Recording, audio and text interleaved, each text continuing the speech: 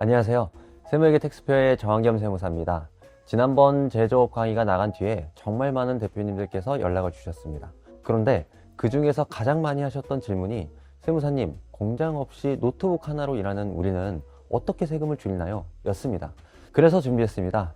지난 시간이 대한민국 산업의 뼈대인 제조업을 다뤘다면 오늘은 산업의 두뇌와 혈관 역할을 하는 비제조업 대표님들을 위한 시간입니다. 오늘 영상은 도소매 유통업부터 정보통신, 미디어 콘텐츠 창작, 그리고 요즘 뜨는 플랫폼 사업자분들까지 눈에 보이는 거대한 기계장치나 공장은 없지만 사람과 지식, 그리고 네트워크가 곧 자산인 대표님들을 위해 맞춤형 절세 전략을 정리해 드리겠습니다.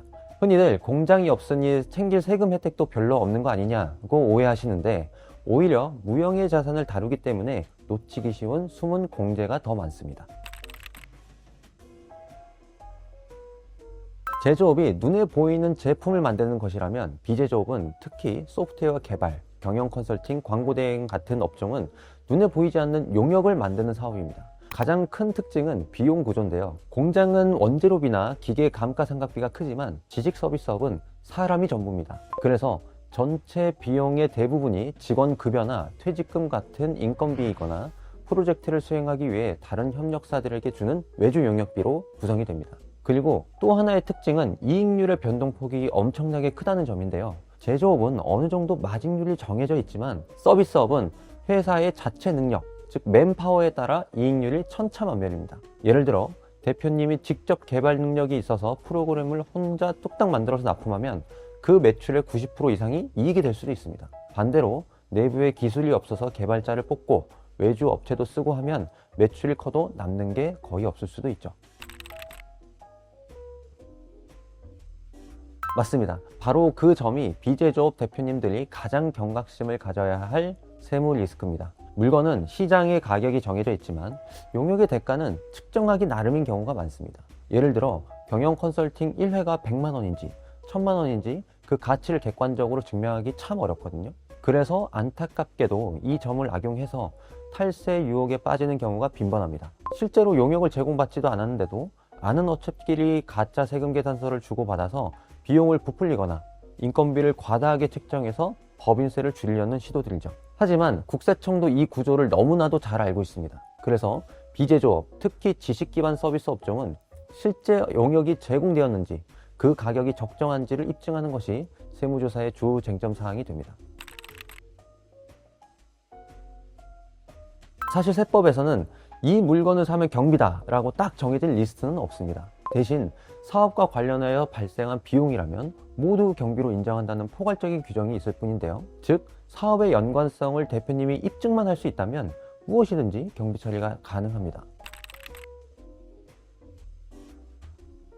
지출 성격에 맞는 내부 규정과 증빙 서류를 갖추는 것이 핵심인데요. 해외 출장이 있다면 단순히 비행기표만 끊는 것이 아니라 회사 내부 임직원 출장비 지급 규정을 만들어 두고 출장 목적이 적힌 출장 결의서와 현지 영수증을 챙겨두면 됩니다. 또 거래처 선물용으로 상품권을 샀다면 누구한테 줬는지 기록한 상품권 지급 대장을 작성해 두어야 접대비 등으로 인정받을 수 있습니다. 이외에 직원들과의 식사나 회식 비용은 복리후생비로 당연히 인정이 됩니다.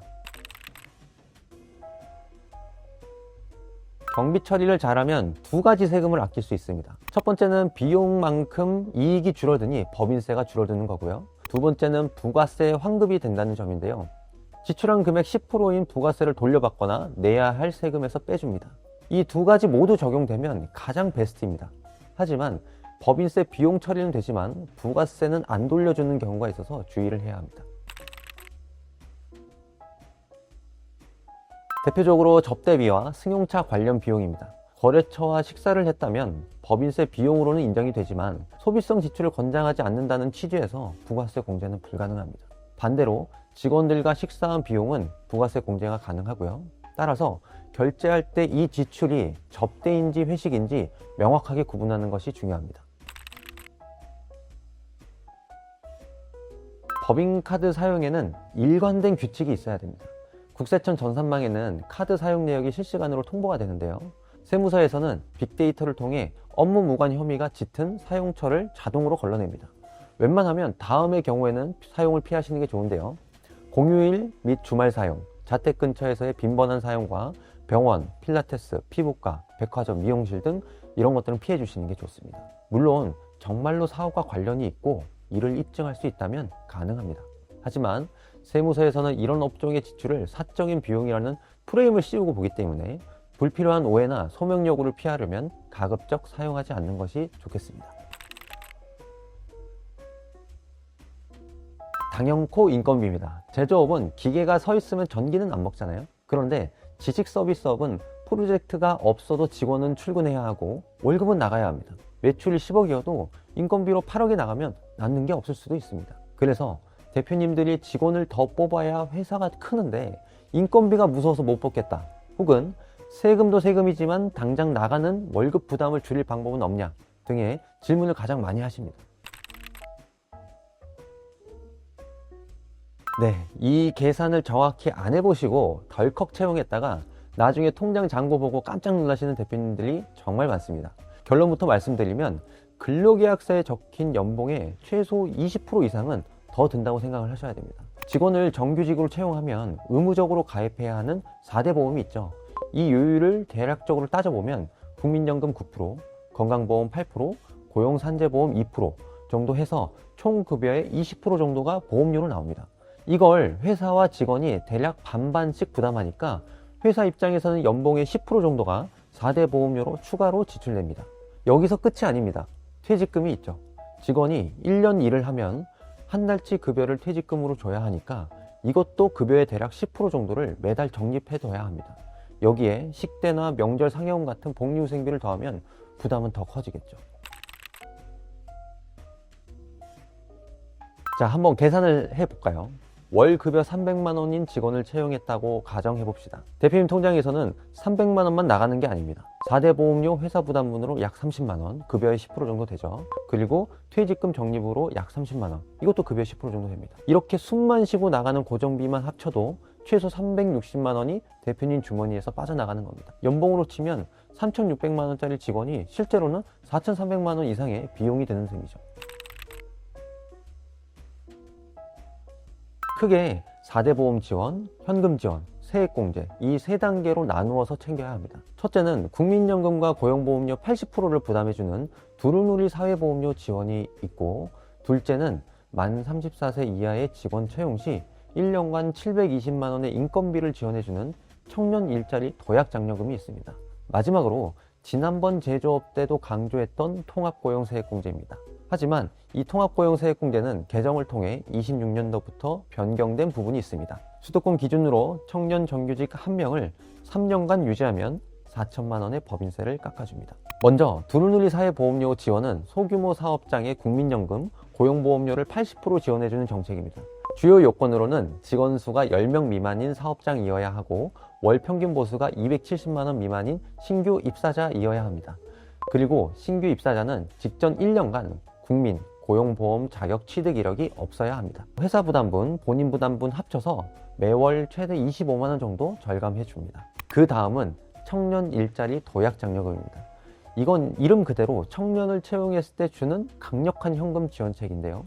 대상 기업은 근로자가 5인 이상인 기업인데, 이게 제조업과는 다른 점이 5인 미만 사업장이더라도 지식기반 서비스업, 문화 콘텐츠 업종, 청년 창업기업이라면 지원이 가능하다는 점입니다. 주요 요건으로는 만 15세부터 34세의 4개월 이상 실업 상태에 있는 청년을 주 30시간 이상으로 채용하고 6개월 이상 고용 유지 시 360만 원, 그 이후부터 남은 6개월간 매달 60만 원씩 총 720만 원을 지원해 줍니다. 기존의 통합고용세액공제는 근로계약 기간이 1년 이상이면 상시 근로자로 보고 그 근로자 수가 직전 연도 대비 증가하면 증가한 인원에 대해서 3년간 일정 금액을 세액공제해 줬습니다. 예컨대 수도권 기업의 만 34세 이하 청년인 경우 1,450만 원을 3번 공제해서 최대 4,350만 원을 공제받았습니다. 그런데 이게 문제점이 혜택을 받고 3년 이내에 인원수를 유지하지 못하면 기존에 감면받았던 세액이 추징된다는 문제점이 있었는데요. 사업이란 게 당장 다음 날도 예측하기 어려운데 공제받은 세액을 추징받지 않기 위해 억지로 근로자를 유지하는 것이 참 쉽지 않습니다. 하지만 이번 개정안에는 공제액을 점증 구조로 개편하고 세액공제 추진 규정을 폐지하였습니다.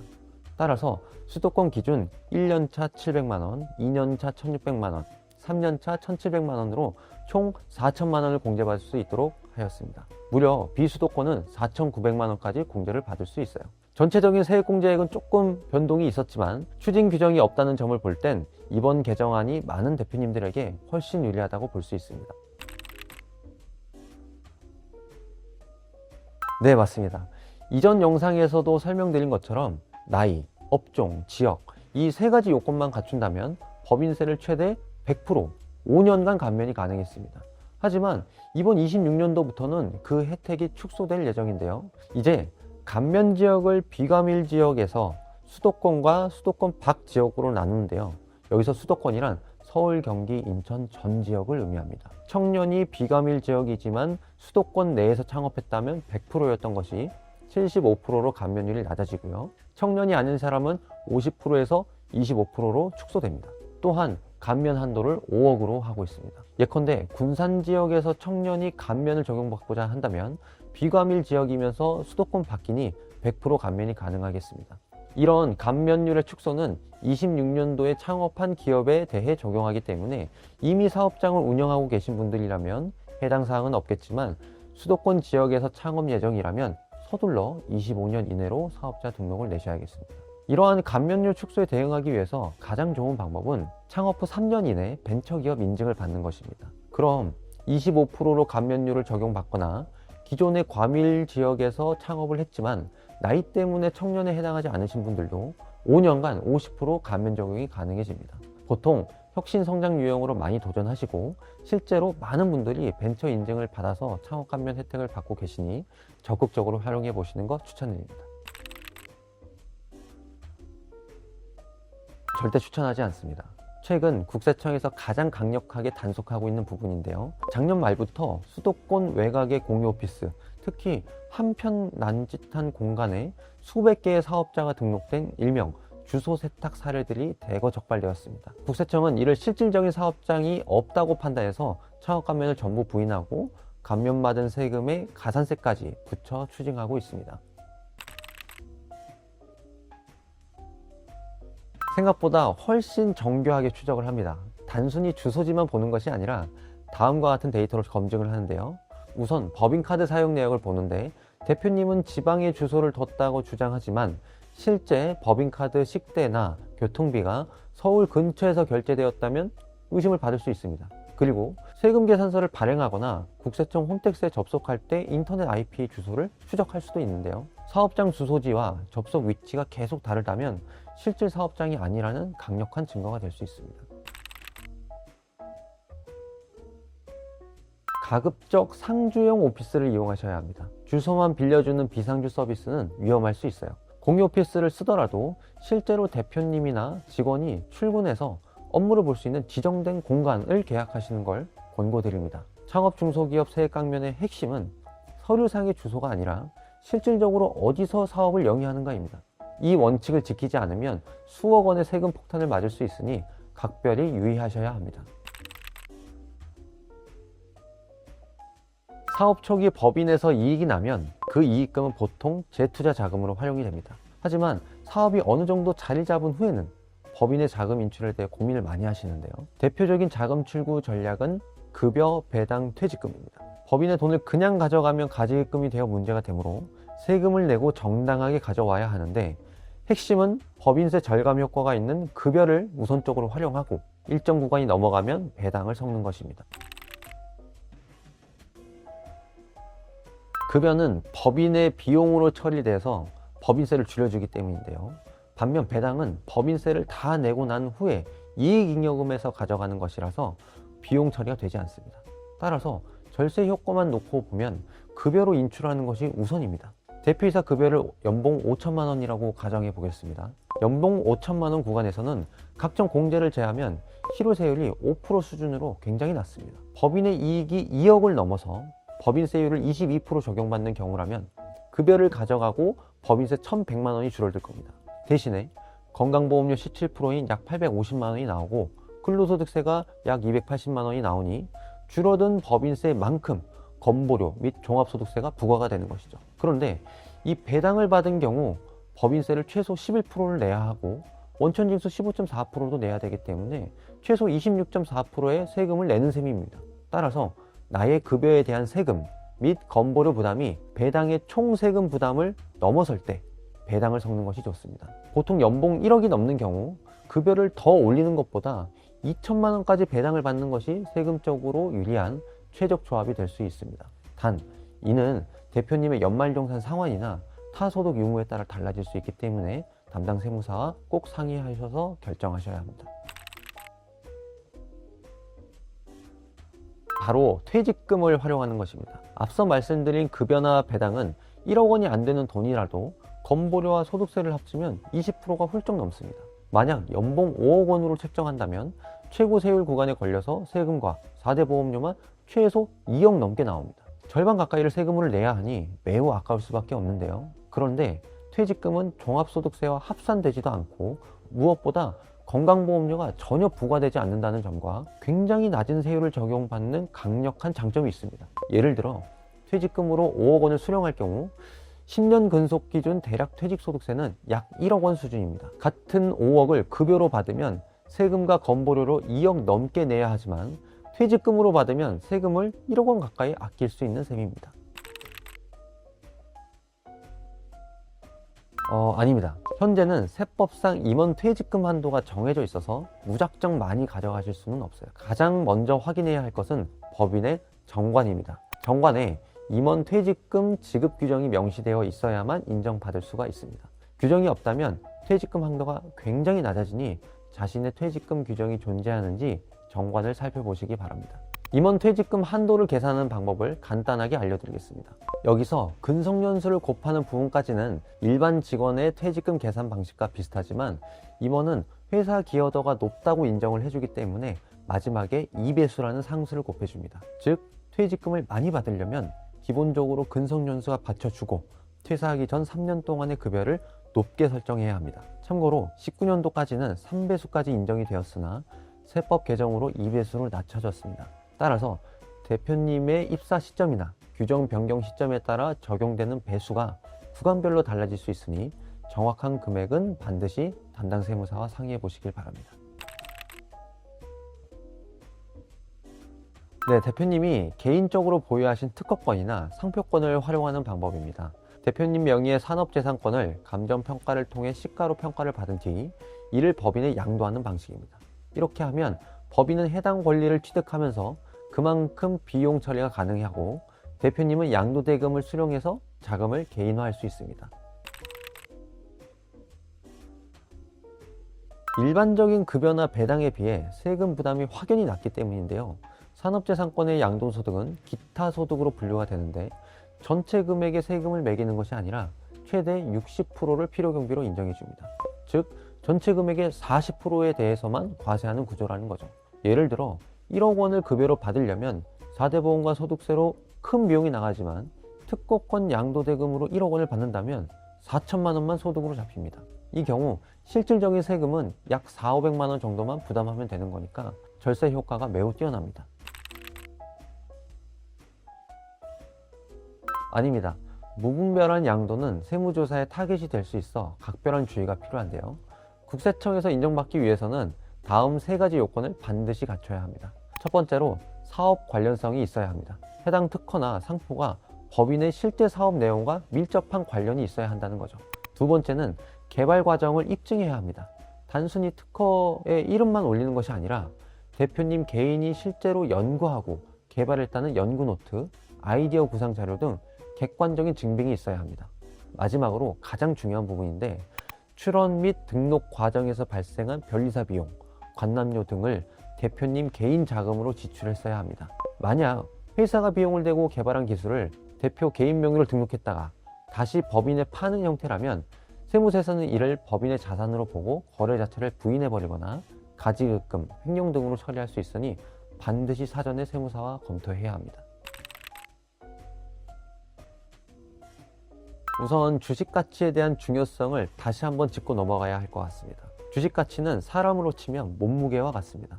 몸무게가 많이 나가면 움직임이 둔해지듯 주식 가치가 너무 높으면 지분 이동할 때 세금 폭탄을 맞게 됩니다. 만약 대표님 유고시 주식 가치가 높다면 감당하기 힘든 상속세가 발생하고 자녀에게 지분을 넘겨주려고 해도 거액의 증여세가 나옵니다.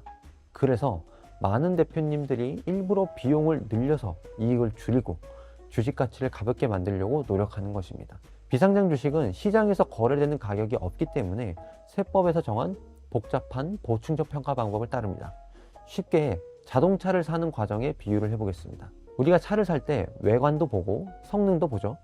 법인도 마찬가지로 외관을 현재 회사가 가진 재산이 얼마인지를 보고 성능을 회사가 돈을 얼마나 잘 버는지를 봅니다.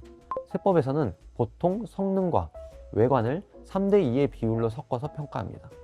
단, 돈을 버는 능력을 평가할 때는 최근 3년째 성적을 보는데 가장 최근 연도부터 3대2대1의 가중치를 두어서 최근 성적을 더 중요하게 반영을 합니다. 네, 간단한 약식 계산법으로 설명해 드리겠습니다. 일단 외관을 봅시다. 통장에 5억이 있고 갚아야 할 빚이 3억이라면 순수 내 자본은 2억 원 정도 되죠. 그 다음 성능을 볼 건데요.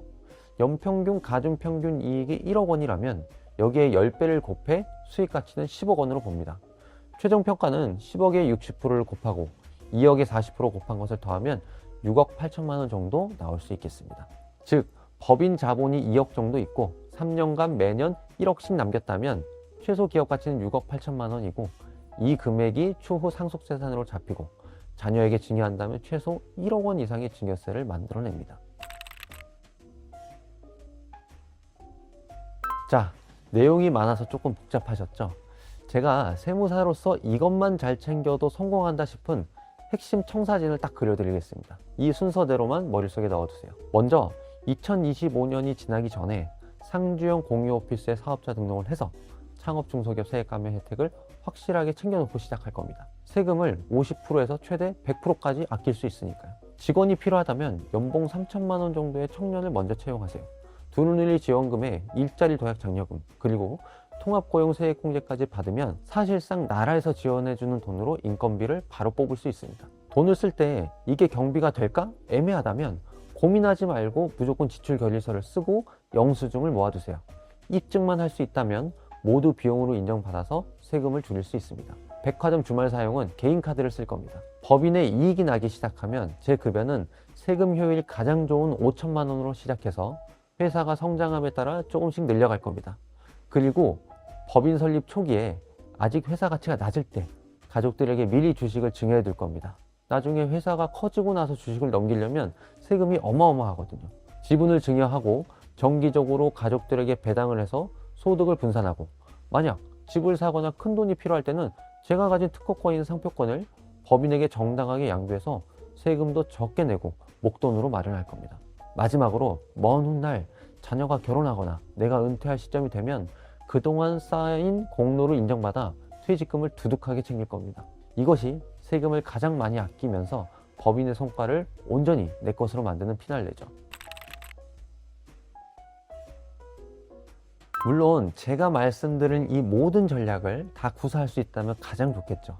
하지만 이 모든 것을 완벽하게 해야 한다는 강박은 갖지 않으셨으면 좋겠습니다. 사업이란 게 책상 앞에서와의 계획과는 다르게 현실에서는 늘 예상치 못한 돌발 변수가 생기기 마련이니까요. 오늘 제가 말씀드린 내용은 이런 길이 있구나 하는 지도로 가지고 계셨다가 대표님의 현재 상황에서 지금 이거 하나는 써먹을 수 있겠다 싶은 게 있다면 그것만이라도 놓치지 말고 꼭 챙겨가셨으면 합니다. 그것만으로도 오늘 이 시간은 충분히 가치 있었을 겁니다. 대표님의 성공적인 사업과 밝은 앞날을 진심으로 응원하고 기대하겠습니다. 감사합니다.